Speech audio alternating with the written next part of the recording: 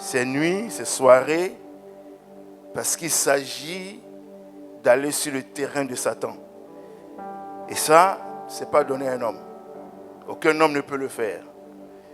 Et donc, demandons-lui de venir vraiment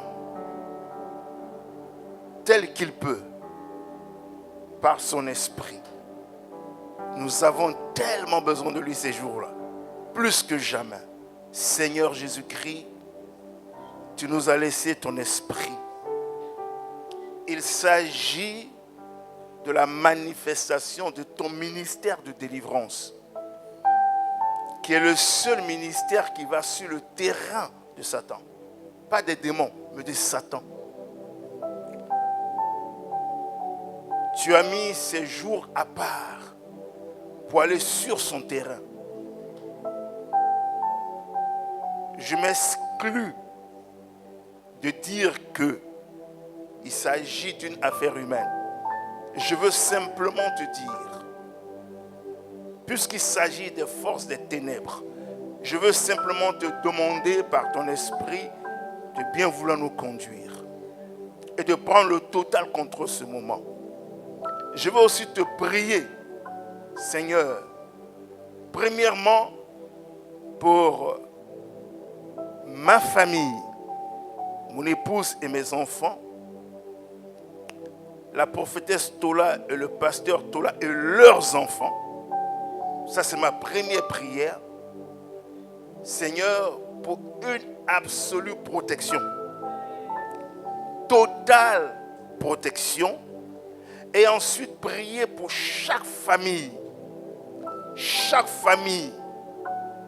dans la communauté Emmanuel, la communauté des disciples, avec des enfants convertis ou non, avec des époux convertis ou non.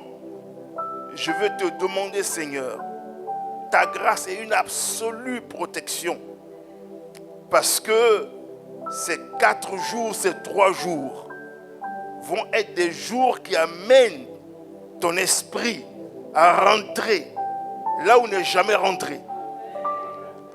Seigneur, ce n'est pas des prières que je fais en vain, c'est parce que ce ministère, tu nous l'as enseigné au travers de ceux qui nous ont précédés, ceux qui étaient avant moi, Zacharia Detola, Kakou Sévéran, pour en parler, des hommes qui nous ont formés comme les Maurice Rulot.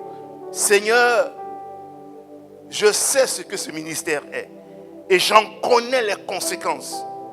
C'est pourquoi ce soir, je veux humblement te demander de nous accorder ton bouclier, ta muraille de feu. Aide-nous. Aide-nous. J'ai besoin de toi et nous avons besoin de toi. Maintenant que nous voulons commencer, que le royaume s'ouvre et que le royaume de Dieu vienne au milieu de nous pour glorifier Jésus-Christ, pour glorifier le Père, au nom de Jésus-Christ. Amen. On peut acclamer le Seigneur. Merci. Alors, vous pouvez vous asseoir. J'ai fait cette prière. Simplement parce que ce ministère est le seul ministère qui va sur le terrain du diable. Il n'y en a pas autre. Amen. Et j'expliquais à la prophétie les événements qui prennent place depuis qu'on a annoncé ce programme. En tout cas, personnellement, dans ma vie, ce qui se passe. OK? Et donc, je vais vous demander, vous qui m'écoutez, vous qui êtes en ligne, nous ne sommes pas dans une classe d'église normale. Il faut que je vous le dise. Mon frère et ami Adetola m'a dit, Luc, tu sais que je déteste ce ministère.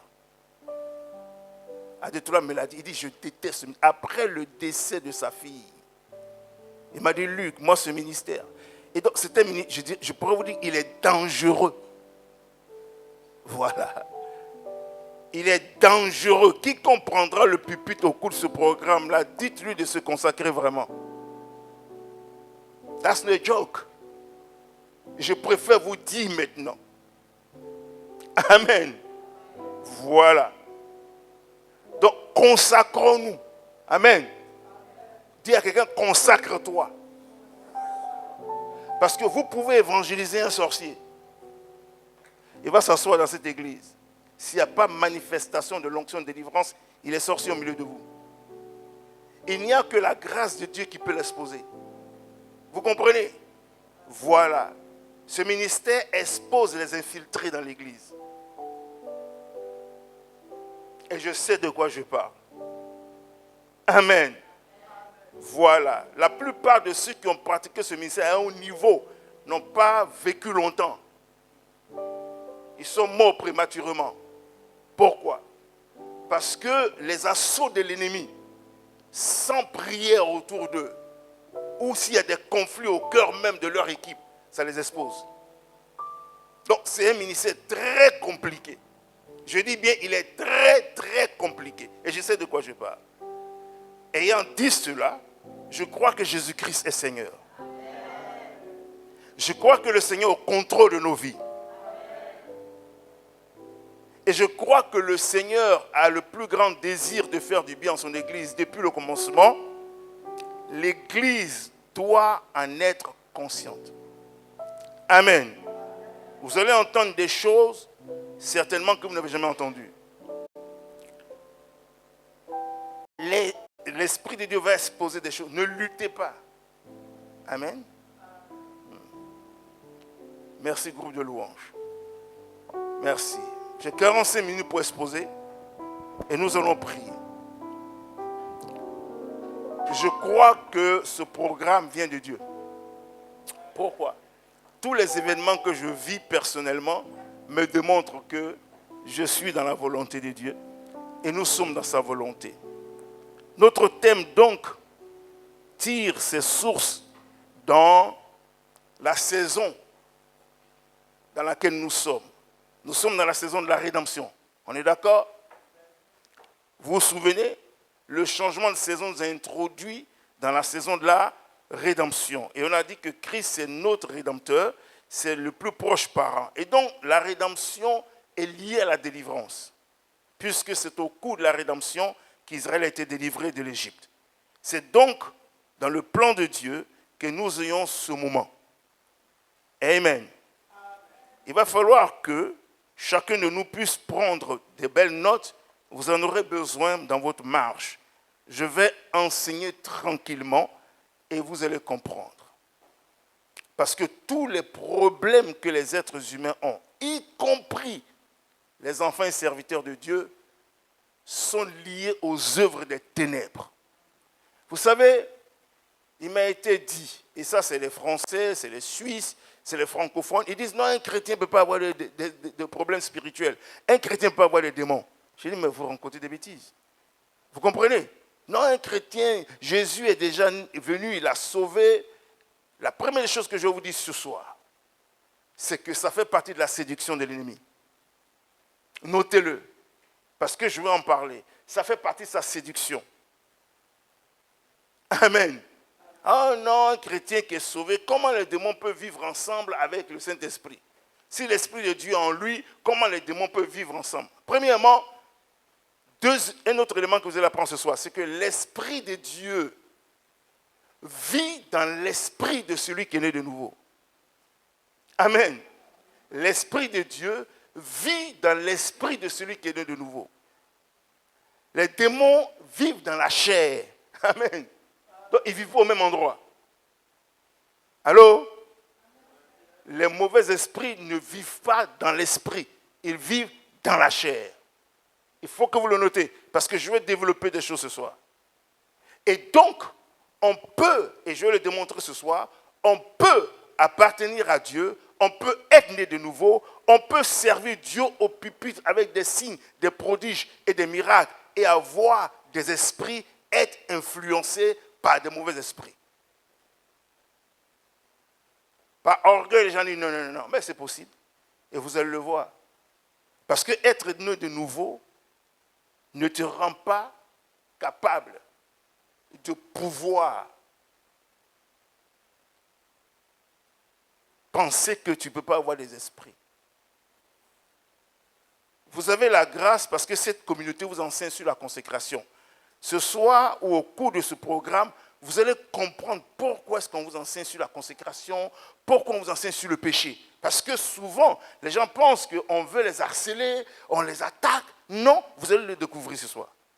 Ce qui est bien avec le ministère de la délivrance, c'est que ça dit des choses qui concernent ta vie, ça t'ouvre des yeux sur ta propre vie pour que tu prennes des précautions. Quand tu vas savoir ces choses, tu auras la crainte de faire certaines choses. Alors on y va.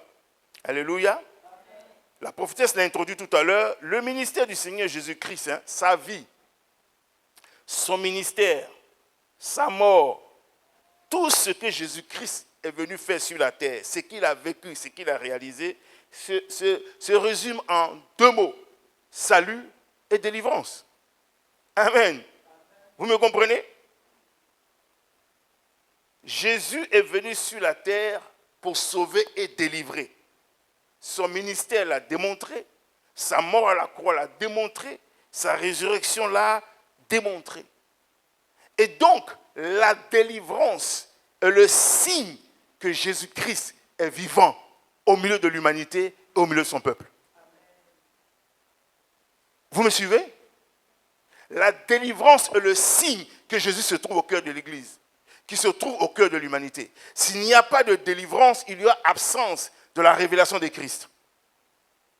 Vous pouvez parler de Jésus-Christ. Vous pouvez déclarer, si les gens ne sont pas délivrés et guéris, ça veut dire que le salut n'est pas manifeste. Parce que le salut n'est pas seulement le salut de l'âme. Le salut, le mot salut veut aussi dire délivrance, guérison, restauration. En grec, ça veut dire sotéria. On est d'accord? Et donc, plus de manifestations de délivrance et plus on reconnaît que Jésus est au milieu de son peuple. C'est comme ça qu'on reconnaît que Christ est là. Parce que quand il est là, les délivrances sont obligées. Elles sont obligatoires. Quand Jésus est au cœur d'une activité, les délivrances ne sont pas une option. Parce que tout être humain a besoin d'être délivré, converti ou pas. Et donc, délivrer, c'est simplement rendre libres les gens. Et je peux vous dire qu'on peut connaître le Seigneur et puis avoir des addictions.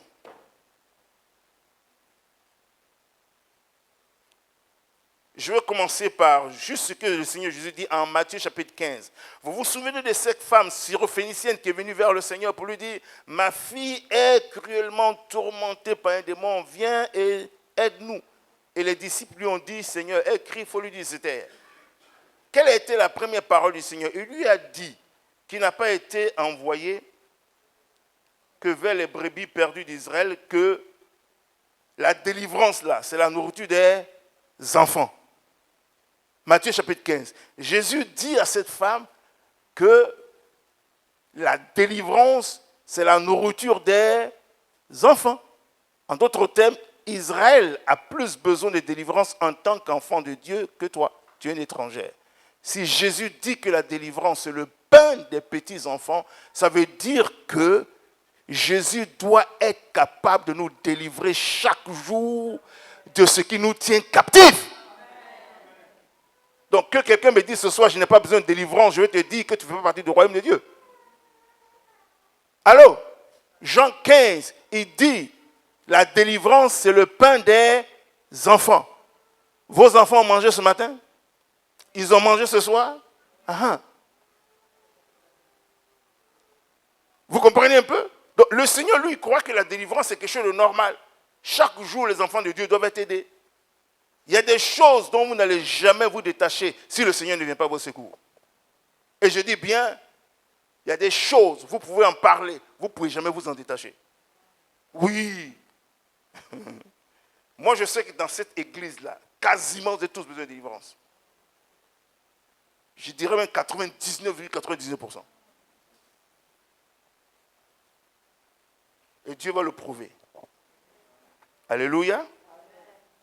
Vous voyez, quand le père de Jean-Baptiste introduit le Christ, prenez Luc chapitre 1, regardez ce qu'il dit. Ça, c'est la signature de Dieu. Luc chapitre 1, on va certainement lire le verset 67 jusqu'au verset 75. Le père de Jean-Baptiste dit ceci. quand Dieu ouvre sa bouche, il commence à prophétiser. La Bible dit Zacharie, son père fut rempli du Saint-Esprit. Cela veut dire ce soir que ce que Zacharie dit, c'est l'introduction de Christ par le Saint-Esprit au travers de la bouche de Zacharie. Je veux le redire. Voilà que le Saint-Esprit a envie d'introduire Jésus-Christ. Mais il va utiliser le père de Jean-Baptiste Zacharie pour introduire qui Christ est. Et il dit ceci. Il prophétise dans ces mots. Béni soit le Seigneur, le Dieu d'Israël, de ce qu'il a visité et racheté son peuple. Et nous a suscité un puissant sauveur dans la maison de David. Son serviteur, comme il avait annoncé par la bouche de ses saints prophètes des temps anciens. Un sauveur qui nous fait quoi? Qui nous de qui? De nos ennemis. Qui nous délivre de nos ennemis. Alléluia. Et de la main de ceux qui nous... Je vais vous dire ce soir que le diable est Dieu et il est tout ce qui est de Dieu. On est d'accord? Et donc le Christ est venu dans ce but-là. Quelle est la raison de cette délivrance? Il explique. Il explique. Il dit au verset 74, de nous permettre, après nous serons délivrés de la main de nos ennemis, de le servir sans crainte en marchant devant lui dans la sainteté et dans la justice de tous les jours de nos vies. Qui vit une vie de crainte ici? Qui est souvent menacé par la peur? Quels sont ceux-ci dans la salle ici qui ont peur de mourir? Bon. Qui a peur de mourir? Non mais attendez. Qui a peur de mourir? Qui, quand il a une maladie, il y a une fois que lui, tu vas mourir, il commence à trembler. Bon, donc vous me dites qu'il n'y a pas besoin de délivrance?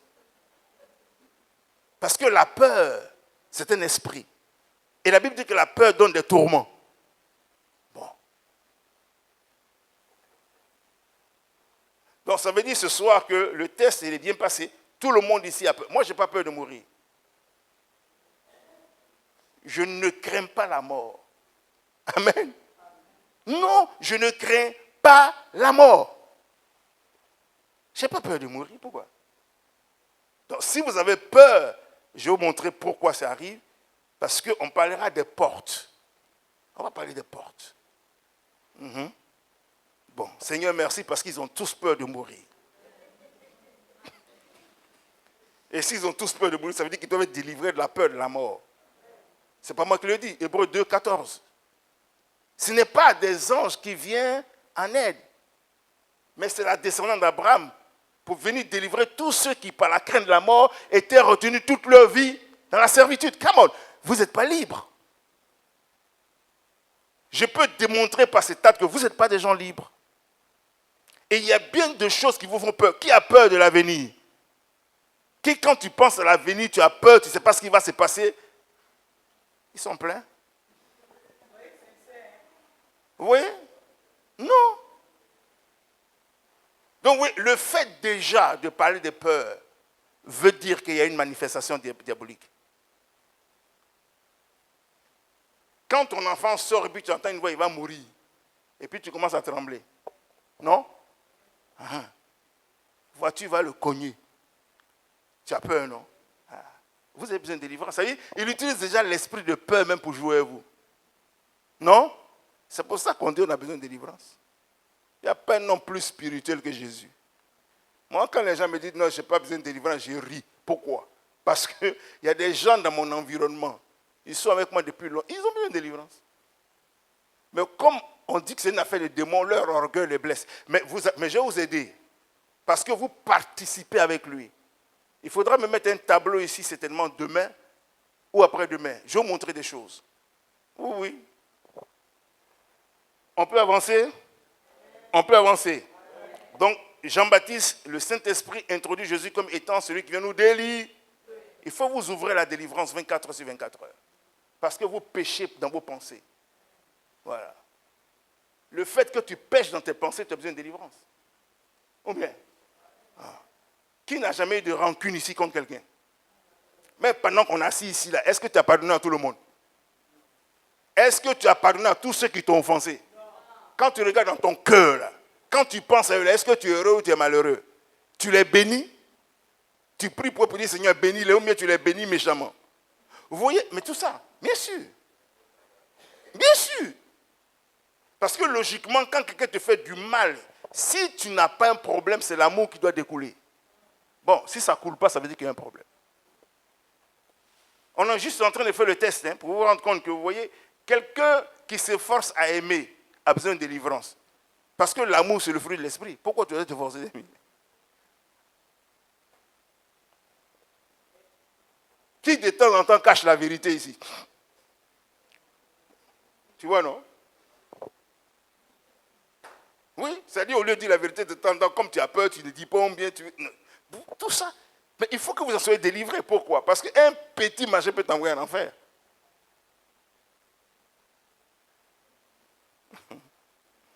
Je ne fais que commencer.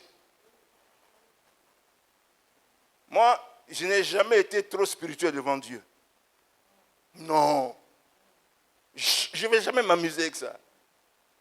Je ne viens pas devant lui pour parler en langue et puis lui dire, Seigneur, lui qui est parfait. Tu sais, non. C'est pourquoi chaque jour il me délivre. Chaque jour, il me délivre. Vous n'avez pas besoin de délivrance, moi chaque jour on me délivre. Jusqu'à ce que j'arrive au ciel, j'aurai besoin de délivrance. Les gens sont trop spirituels. Voilà ce qui vous trompe. Vous voyez, c'est la manifestation des dons qui vous trompe. Parce que quand quelqu'un manifeste un don, il pense qu'il a quelque chose. Non, c'est un don, c'est un cadeau. C'est pourquoi le diable tient la plupart des enfants de Dieu. Je vais avancer. Jésus lui-même s'introduit en tant que celui qui délivre. Comment est-ce que vous pouvez avoir le meilleur des médecins et puis renier que vous êtes malade? Attends, mais tu as le meilleur des médecins pour te soigner. Et puis tu dis, non, je ne suis pas malade. Je me porte bien. Est-ce qu'il va te guérir? Il ne te guérira pas. Et c'est ce que les chrétiens font.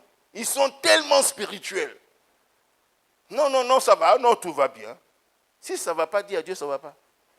Le meilleur des pères pour te libérer est là. Non, ça va, bon, écoute, c'est juste un petit temps. Non, ça ne marche pas comme ça. Vous ne serez jamais grand au-delà de votre liberté que Dieu vous donne. Moi, je posais des questions à mon frère Adetola. Sa fille est là. Je lui ai dit, mais comment tu as fait pour arriver là? Oui, parce que c'est mon frère. Je ne veux pas sortir ça, parce que c'est entre lui et moi. Puis peut-être que j'en parlerai à sa fille. Je lui ai dit, mais je ne comprends pas. Parce que quand vous le voyez, quand vous voyez ses frères, c'est comme le jour et la nuit. Dieu l'a tellement élevé. Et je lui ai posé la question. Mais comment tu as fait pour arriver là? Puis il m'a dit. Il m'a dit, Luc, 1, 2, 3, 4. Dites-moi que vous n'avez pas besoin de délivrance. Dites-moi pourquoi Jimmy Swaggart est tombé entre les mains d'une prostituée. Et dites-moi que vous n'avez pas besoin de délivrance. Y a-t-il quelqu'un que Dieu a utilisé au milieu de vous plus que Jimmy Swaggart? Il y en a? Il y en a? Il y en a? Bon, quand tu te masturbes dans le secret là, tu penses que Dieu ne le sait pas? Mais il y a plein d'enfants de Dieu qui sont pris par le mal. Moi, j'étais un jour à Antibes, dans le sud de la France. J'ai été reçu par un milliardaire, un Croate. Et puis, son fils a invité ses amis. Ils étaient à Sophia Antipolis, c'est l'université là-bas. Des jeunes chrétiens zélés pour Jésus. On a parlé. Je les ai regardés, mais vous là, vous masturbez? Ils disent oui. Mais la masturbation n'est pas un péché. Je dis, ah. Quand je leur ai expliqué que tes doigts là, c'est ce que le diable utilise pour te délivrer de la masturbation, c'est des doigts que ça a sorti. Eux-mêmes, ils ont vu. Mais c'est des chrétiens.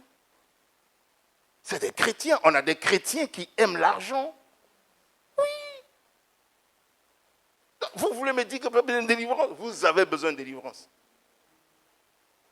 Mais après ce programme, Dieu va te passer au-dessus. Si tu dis que tu n'as pas besoin, parce que le Saint-Esprit ne force personne. Alléluia. Donc, je vous cite ces trucs-là pour vous dire que quand vous cachez cela, il vous expose. Quand vous attendez qu'un homme de Dieu a commis l'adultère, C'est parce qu'il a commencé par le faire dans le secret sans se repentir. Ce n'est pas le jour où on l'a attrapé qu'il a commis. Ça fait longtemps qu'il le fait. Et au lieu de dire à Dieu, délivre-moi de ce démon que mon père a eu, vous voyez, il a joué avec. Maintenant, on l'expose. Donc, il vaut mieux que tu te fasses délivrer dans le secret, au lieu que les hommes puissent savoir ce que tu fais. Tu comprends, non? Parce que si tu es exposé là, ça fait honte, non? Hein? C'est pourquoi moi je me fais délivrer tous les jours. Parce que je ne vais pas être exposé devant vous. Dis à quelqu'un amen. Le Seigneur Jésus lui-même parle de délivrance. Lui, chapitre 4, verset 16. L'Esprit du Seigneur sur moi, il m'a oint pour apporter la bonne nouvelle aux guérir ceux que le cœur brisé, délivrer les captifs. Donc, c'est son ministère. N'empêchez pas le Saint-Esprit et le Jésus de faire son ministère dans votre vie. C'est son ministère. On vous a blagué pour nous, les chrétiens, ils n'ont pas besoin de délivrance. C'est des histoires. Ils sont nombreux. Ceux qui ont cru ça et puis le Seigneur les a exposés. Ici en Côte d'Ivoire, moi je connais un homme de Dieu. Je ne dirais pas son nom. Puissamment utilisé par Dieu. Incroyablement utilisé par Dieu. Mais il couche avec les femmes dans l'église. Ou bien, quand on parle d'onction, il a l'onction. Réussite ministérielle, il a ça. Je ne vous dirai pas parce que vous savez l'identifier. Son école a été une année l'école la plus promise dans toute la Côte d'Ivoire. Ils étaient les premiers. Ouais. Mais coucher avec les femmes dans l'église. C'est l'onction, bien, c'est une question de délivrance. Le jour que je devrais aller prêcher chez lui, on m'a dit, ne va pas là-bas. Cet homme-là couche avec les femmes. Et je lui ai dit, mais moi je suis venu vers toi parce que tu es un père. Mais je ne vais plus jamais revenir vers toi. Donc vous comprenez que je ne suis pas en train de vous parler de Bible. Je vous parle d'expérience ministérielle. J'ai eu des hommes, je connais des gens. Il y a des pasteurs qui sont montés dans l'onction, mais qui couchaient avec les femmes. Vous pensez qu'il avait besoin de délivrance ou non? Mais alors voilà comment ça fonctionne. Un homme de Dieu doit avoir un frère en qui il fait confiance pour qu'ils puissent marcher ensemble pour le délivrer. Ah bon, on va parler. Dis à quelqu'un, on va. D'accord. Donc maintenant, tous les pasteurs que vous avez vus chuter et dont les ministères ont été anéantis, c'est simplement parce qu'ils avaient besoin de délivrance. Ils n'ont pas eu suffisamment d'humilité pour aller devant un de leurs frères pour dire, hey, mon ami, je souffre de ce problème-là. Il faut venir m'aider. Je peux continuer? D'accord. Maintenant, vos yeux s'ouvrent, non? Tes yeux s'ouvrent, hein, ma fille? Donc, quand vous êtes venu vous asseoir ici pour dire, non, je n'ai pas besoin de délivrance, restez là. À la 5e année, là, tu vas être exposé. Si tu étais voleur, on va t'attraper la main dans le sac et puis on va te mettre en prison. C'est toi, ils vont enchaîner comme ça. Ah, mais le pasteur là aussi.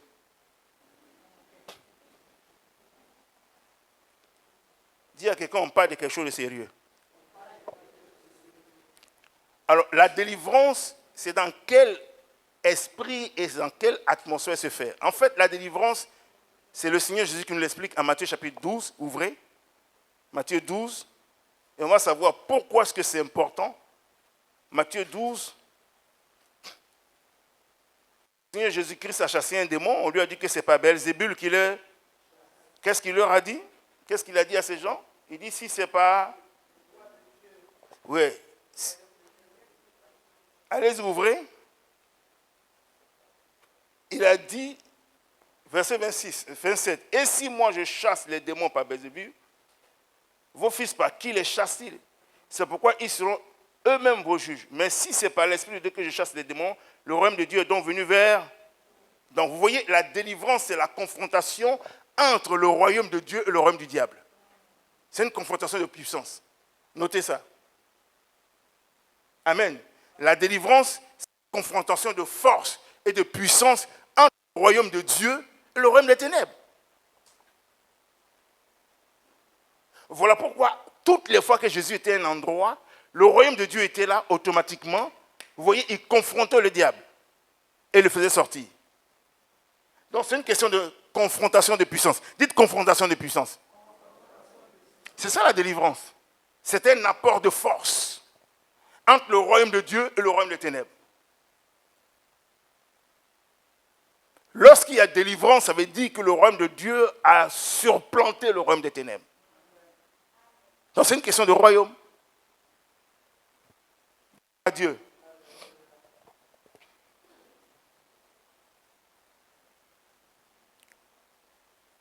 Il n'y a que sur la terre seulement qu'on a besoin de délivrance. Parce que le terrain de la bataille, c'est la terre. Et les éléments qui sont concernés, c'est les êtres humains. C'est tous les êtres humains. Pourquoi? À cause du péché d'Adam et d'Ève, tous les hommes ont besoin de délivrance. Donc, c'est une question de confrontation entre la puissance de Dieu, le royaume de Dieu et la puissance du diable. C'est une affaire de confrontation. C'est comme deux royaumes qui s'attaquent, deux pays qui s'attaquent, et il y a un qui doit céder. Et c'est ce que le Seigneur Jésus dit. C'est pour cette raison qu'il a donné, en Marc chapitre 16, dans la grande commission, le signe de la délivrance. Ceux qui auront cru, voici les signes qui les a. Ceux qui auront cru, qui seront baptisés, voici les signes qui les a. Et ils commencent par, à mon nom, ils chasseront des... C'est une question de royaume. C'est tout. Dans l'absence de délivrance au de l'Église démontre que le royaume de Dieu n'est pas manifestation. C'est aussi simple que ça. C'est pour ça que l'apôtre Paul dit que le royaume de Dieu, ce n'est pas le bavardage, le oba oba oba, le wawanko et tout ça. Mais c'est quoi? C'est quoi? C'est la démonstration de la puissance. Et si Jésus a donné comme ordre de chasser les démons, ça veut dire que la délivrance vient en priorité dans la vie de l'Église. Amen. Bon. Tous les êtres humains ont besoin de délivrance, y compris les enfants de Dieu. Alors, comme on a dit, mais est-ce que ça veut dire que les chrétiens sont concernés? Moi, je dis, et je le déclare, oui. Ils ont tous besoin de délivrance. Alors, quelqu'un va me dire, Colossiens chapitre 2, verset 10, 11, dit, rendez grâce au Père de ce qui nous rend capables de prendre part à l'héritage des saints dans la lumière. Nous ayant délivrés de la puissance des ténèbres et nous a transportés dans le royaume du Fils de son amour, en qui nous avons le pardon de nos péchés et la rédemption. Oui, tu as été transporté dans le royaume de Dieu. Tu es dans le royaume de Dieu. Mais est-ce que cela veut dire que cette parole, elle est manifeste dans ta vie? Est-ce que cela veut dire que exclusivement, parce que Dieu t'a délivré de la puissance des ténèbres, c'est pour ça que tu es sauvé. Maintenant, ta propre vie, là, est-ce qu'elle vit la vie de quelqu'un qui est sauvé? C'est là où maintenant vous allez comprendre pourquoi il y a nécessité de délivrance. Parce que quand Dieu me sort du royaume des ténèbres et qu'il m'amène dans son royaume, on est d'accord? Il faut que ma vie soit conforme à la vie du royaume de Dieu. Si elle ne l'est pas, je suis exposé. Vous comprenez? Voilà. Or, 99% des gens qui sont sauvés ne vivent pas une vie conforme au royaume. Ils ne vivent pas. Et je vais l'expliquer. Alléluia. Gloire à Dieu. Vous voyez, puisque l'ennemi sait que ce n'est pas tout est envoyé dans le royaume de Dieu. Non. Le plus important, c'est que tu te soumettes au roi. Tu te soumettes à sa loi. Tu te soumettes à ses principes et que tu lui sois obéissant. Ça, c'est le plus important. Et donc, il va s'acharner sur toi pour te pousser à désobéir à Dieu. Il va tout faire pour que la parole de Dieu ne soit pas une priorité dans ta vie. On va le voir. son premier objectif, ce n'est pas que Dieu t'ait enlevé entre ses mains, mais c'est de faire en sorte que toi, tu puisses être capable de désobéir à Dieu. Tu dois désobéir à la volonté de Dieu. 1 Jean 5, 17, la version Semeur dit « Toute désobéissance à la loi est un péché, que vous le voulez ou pas. » Donc, quand il te pousse à pécher et que tu tombes dans le péché, alors il a un droit légal de pénétrer. Vous comprenez? Voilà. Toutes les fois que tu pêches, sciemment, connaissant la loi, tu lui donnes le droit de prendre position en toi. Simple que ça. Amen. Donc, quand quelqu'un me dit qu'il n'a pas besoin de délivrance, ça me fait rire. Parce que ça veut dire que tu n'es jamais tombé dans la tentation. Donc, tu n'as pas besoin que Dieu te délivre du malin.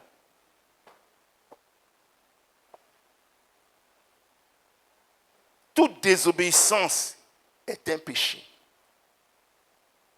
Ecclésiaste 10, 8 dit, celui qui renverse la muraille sera mordu par le serpent.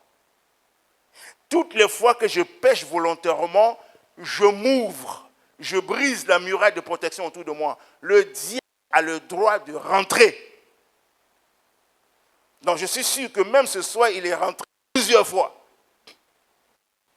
Par les pensées de plusieurs personnes. Le fait de mal penser, le fait de juger, le fait de condamner, le fait de ne pas aimer, tout ça, ce sont des belles portes. On en parlera. Donc vous voyez, je vous ai dit que moi, Dieu me délivre tous les jours. Je suis un humain. Je sais que ça peut arriver que je me mette en colère. Mais la colère n'accomplit pas la justice de Dieu. Donc si je ne règle pas ça, lui, il rentre. Vous comprenez maintenant? Qui est d'accord ce soir qu'on a tous besoin de délivrance? Voilà. On est rentré dans l'équipe des gens qui sont sincères. Et donc, pécher volontairement ouvre des portes à Satan pour qu'il puisse nous posséder. Il puisse nous influencer, pardon. Renverser la muraille de protection. Quand je pêche, je renverse la muraille. Le serpent n'attend pas. Il veut que la muraille tombe. Le troisième point qui lui donne le droit de pouvoir influencer et posséder, c'est la vie par la chair.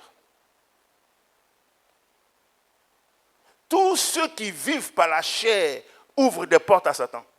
Au lieu de vivre par l'esprit ou la parole de Dieu, vous vivez par votre chair. C'est terminé. Là, vous ne pouvez pas lui dire qu'il n'a pas d'intimité. Et je vais vous le montrer. 1 Corinthiens chapitre 1, verset 10. C'est l'apôtre Paul qui dit aux Corinthiens. Dites avec moi les Corinthiens. Dites les Corinthiens. On va s'arrêter là. Est-ce que vous savez que Corinthe, c'est l'église où il y a eu plus de manifestations de l'esprit? Les dons du Saint-Esprit, là, c'est dans Corinthe. 1 Corinthiens 12, parole de connaissance. C'est une église élevée au niveau grâce, manifestation de l'esprit. Mais c'est en même temps dans l'église où il y a un qui a pris la femme de son papa. Oh yeah. C'est-à-dire qu'il commet l'adultère en direct. Mieux, l'inceste, adultère. Et tout le leadership, ils sont d'accord avec. L'apôtre Paul leur écrit une lettre pour dire ce qu'ils ont fait, c'est pas bon. Il dit quand il est loin, un gars, petit détail comme ça, c'est quand il est loin, ses parents sont violents. Mais quand il est proche, il ne fait rien. L'apôtre Paul dit, vous voulez que je vais pour vous chicoter? Une église arrogante, orgueilleuse, désordonnée.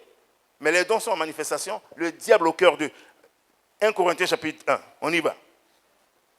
1 Corinthiens chapitre 1, dites-moi qu'on n'a pas besoin de délivrance. 1 Corinthiens chapitre 1. 1 Corinthiens 1, verset 10. L'apôtre Paul dit, je vous exhorte par le nom du Seigneur Jésus-Christ, à tenir tous un même langage et à ne point avoir de division parmi vous, mais à être parfaitement unis dans un même esprit.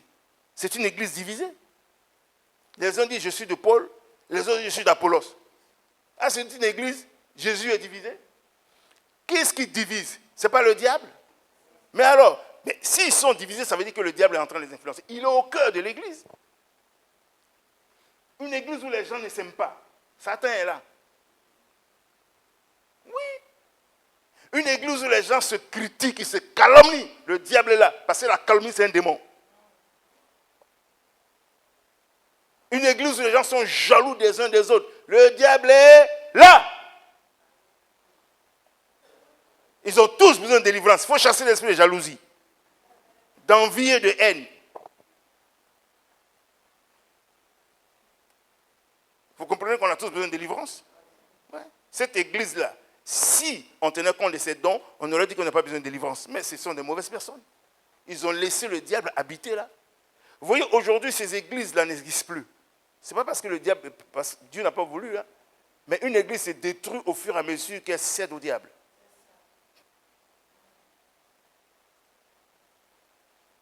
Parce que lui, il ne cherche pas seulement à influencer, il cherche à posséder. On est à l'étape de l'influence là. Dans le chapitre 5, l'apôtre Paul en parle encore. 1 Corinthiens 5, 1, 6. On entend dire généralement qu'il y a pour vous de l'impudicité. Et une impudicité de telle sorte, on ne la raconte même pas chez les païens.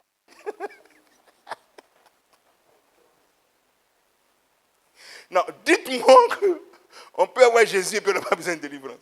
Paul dit, vous êtes tellement impudents, même chez les païens, on ne trouve même pas ça. Quand on vous classe, les païens même sont meilleurs que vous dans votre perversion sexuelle. C'est une église, non? C'est un païen. L'apôtre Paul, qui a été l'homme que Dieu a utilisé pour que cette église vienne en place, il est en train de leur dire, les gars, vous arrivez trop loin. C'est le diable au cœur de vos vies. C'est quand on lit ces choses qu'on se dit, mais on a besoin de délivrance. Non? Galates chapitre 5, versets 15 à 21. Celui qui vit par la chair donne accès à Satan. Fini. Il n'y a pas de discussion. L'envie, la jalousie, toutes les œuvres de la chair sont des portes au travers desquelles l'ennemi passe pour influencer et plus tard posséder. Si tu commences à manifester une certaine jalousie dans ton cœur parce que le fils de telle ou telle personne est en train de réussir, il faut vite l'arrêter. Si tu ne l'arrêtes pas là, il va venir s'asseoir. Ça ne sera plus une seule personne dont tu seras jaloux. Tu seras jaloux de tous ceux que tu vois qui sont en train de réussir. Oui. Et le temps que tu le réalises, tu es en possession. Parce que tu ne peux plus te retirer de cet esprit-là. Quand tu vois les gens porter leurs vêtements, tu veux avoir la même chose. C'est de l'envie. On est supposé envie. Donc, si tu commences à envier quelqu'un, tu passeras à l'acte.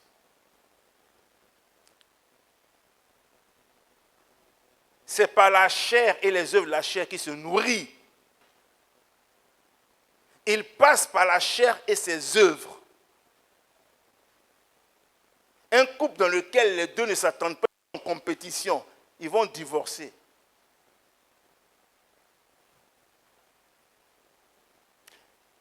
Un couple où l'homme n'aime pas sa femme. Je veux dire que toutes les fois que la chair sera en manifestation, comprenez que vous avez ouvert la porte au Satan. Ouais. Or, dans ma petite expérience, 99,99% de tous les chrétiens ne vivent pas par l'esprit. Ils ne savent même pas ce que ça veut dire. Ils vivent par leurs émotions. Ils vivent parce qu'ils pensent qu'il est juste. Ils vivent parce qu'ils entendent. Ils ne vivent pas par la parole. Donc, ce sont des gens quasiment exposés, ouverts, comme un trou sans fond, pour que l'ennemi passe. Mais vous voyez, le plus grave, c'est qu'on ajoute de l'orgueil spirituel parce qu'on a tellement vécu longtemps dans l'église, on croit qu'on connaît.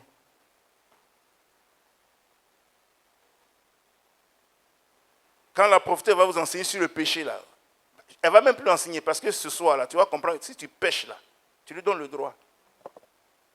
Donc, moi, je vais t'encourager à continuer de pécher. Parce que c'est par ces portes-là qu'il passe. Alléluia. Je dis, c'est par ces portes-là qu'il... Marc chapitre 7, le Seigneur Jésus dit au verset 18, ce n'est pas ce qui entre dans l'homme que le souille, mais c'est ce qui sort. Premièrement, les mauvaises.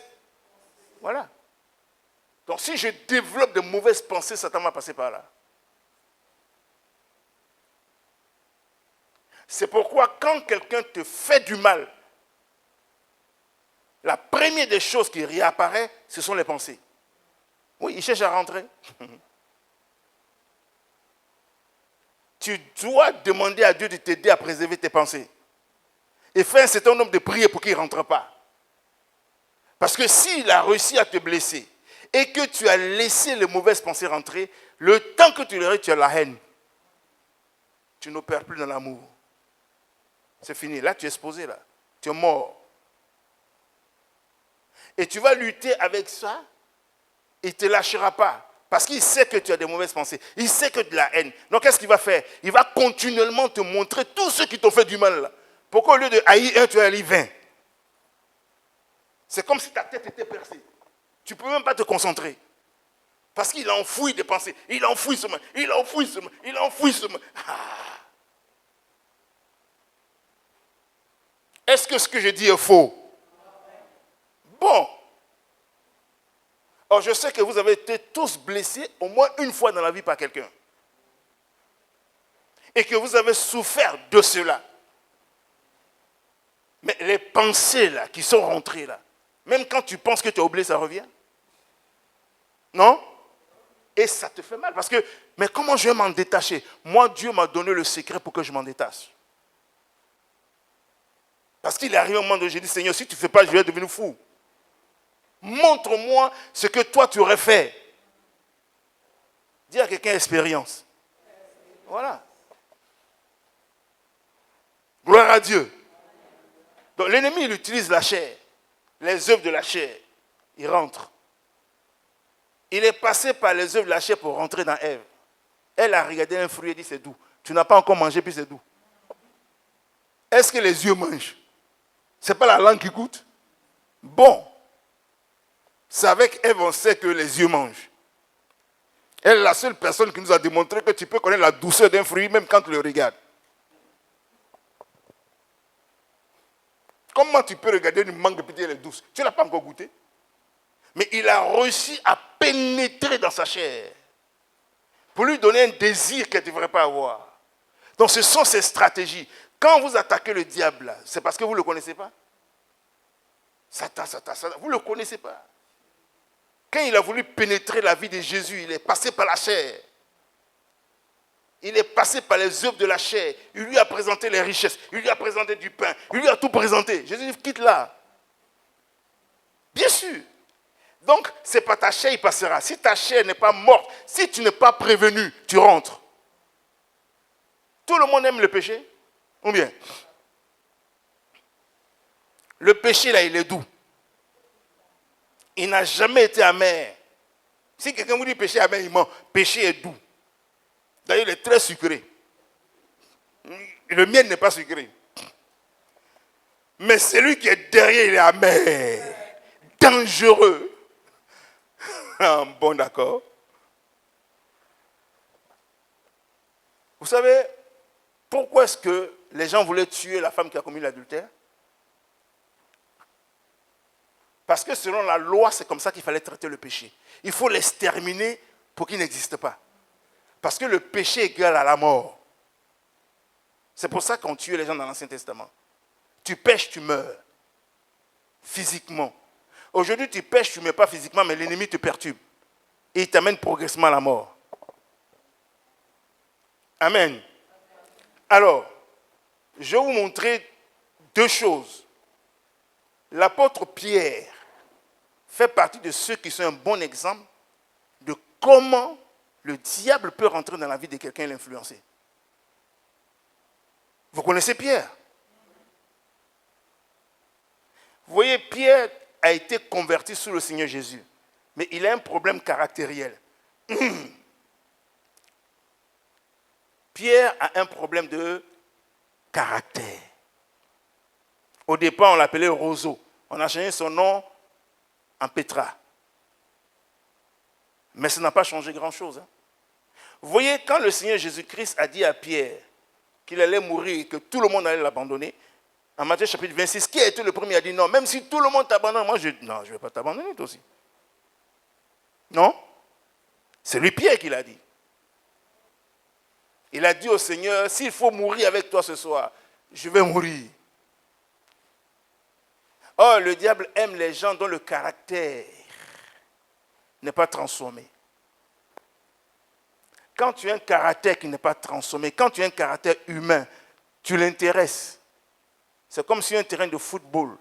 Quand vous voulez marquer des buts, il faut que l'adversaire commette des erreurs. Lui, il regarde les gens qui ne sont pas, leur caractère n'est pas divin.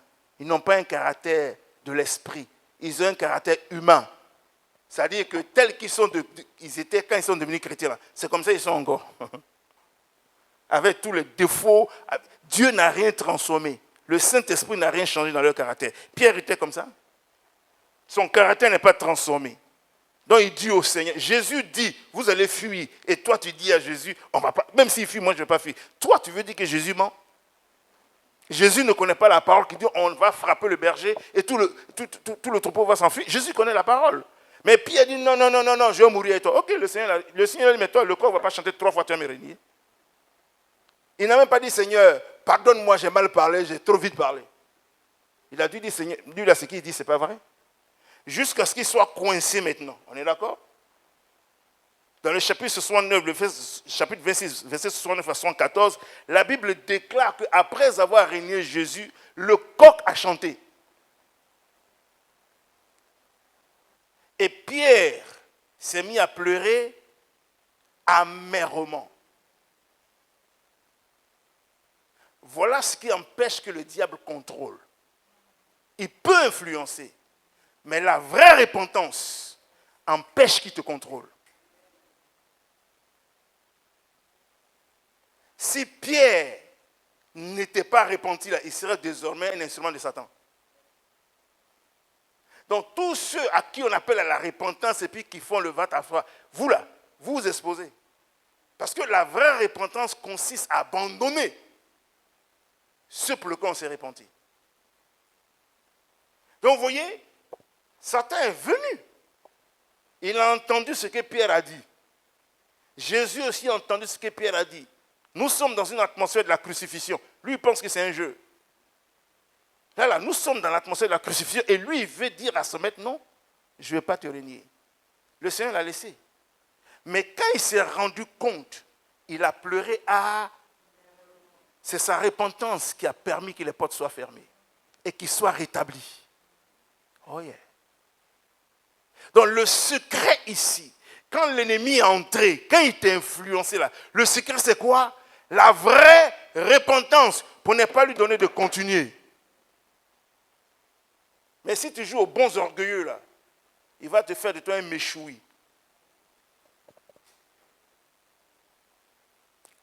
C'est pour cette raison que le Seigneur a dû rétablir Pierre en Jean, chapitre 20, en lui demandant, est-ce que tu m'aimes? 3 fois. Parce que désormais, sa repentance lui donne le droit d'être restauré. Amen. Mais vous savez qu'il a fait 2 fois? Je vais vous montrer quelque chose. Ouvrez vos Bibles dans le livre de Galates. Galates chapitre 2, verset 11. Galates 2, 11. Si quelqu'un vous dit qu'il n'a pas besoin de repentance, c'est pareil, il n'a pas besoin de délivrance, laissez-le là où il est. Fuyez-le. Parce que c'est quelqu'un qui n'est pas vrai. Galates chapitre 2, verset 11 à 14. Voilà ce qu'il dit. Ça, c'est l'apôtre Paul qui parle. Ils sont à Antioche. Il dit, mais lorsque Céphas vint à Antioche, je lui résistais en face parce qu'il était répréhensible. En effet, avant l'arrivée de quelques personnes envoyées par Jacques, Jacques était le pasteur principal de l'église de Jérusalem, le petit frère du Seigneur. On est d'accord? Il mangeait avec les païens et quand elles furent venues, il s'esquiva et se tint à l'écart par crainte des circoncis. Avec lui, les autres juifs usèrent aussi de dissimulation, en sorte que Barnabas même fut entraîné par leur hypocrisie. Voyant qu'il ne marchait pas droit selon la vérité de l'évangile, je dis à Céphas, en présence de tous, si toi qui es juif, tu vis à la manière des païens et non à la manière des juifs, pourquoi forces-tu les païens à judaïser? Donc vous voyez, une fois encore de plus, comme c'est quelqu'un qui a beaucoup peur des gens, il est tombé dans le piège parce que tout le Gotha des gens comment il s'appelle Jacques, c'est-à-dire tout le grand leadership de Jérusalem sont allés à Antioche, n'est-ce pas? Dès que Pierre les a vus, il est devenu autrement juif. Il ne mange plus avec les païens. Mais mieux, il a poussé beaucoup de personnes après lui, même Barnabas. Qui l'a repris? Est-ce qu'il a accepté? Oui. Il n'a pas dit à Paul, toi là, tu as tué Étienne. Tu es un gros meurtrier. Toi, qui te connaît? Alors tu viens de te convertir. Nous, on était là depuis longtemps.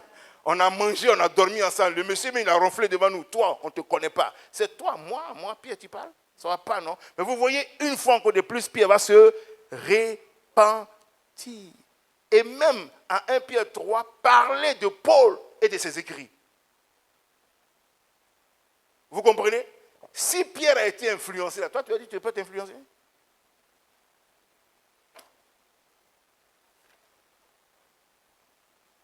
Je crois qu'on s'arrête là ce soir. On va prier. Je m'arrête là. Je crois que vous êtes suffisamment convaincus ce soir que ce premier jour-là, vous avez besoin de délivrance. Ce que j'ai fait ce soir, c'est la confrontation avec votre propre vie, sans introduire vos parents et vos ancêtres. Mais dans la suite, on en parlera. Parce que tu as un problème. Dans ta famille, il y a un problème. Ta maman et ton papa ont des problèmes.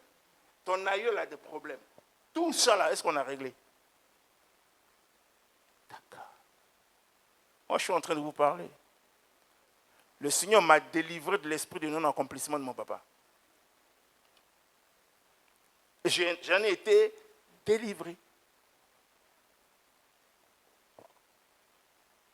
Mais je n'ai pas été délivré pendant que j'étais chrétien. J'ai été délivré quand j'étais déjà pasteur. Amen. Donc, vous êtes d'accord avec moi ce soir qu'on a besoin du Seigneur pour qu'il nous délivre? Je vais encore le dire. Vous êtes d'accord ce soir qu'on a besoin du Seigneur pour qu'il vienne nous... On va se tenir debout.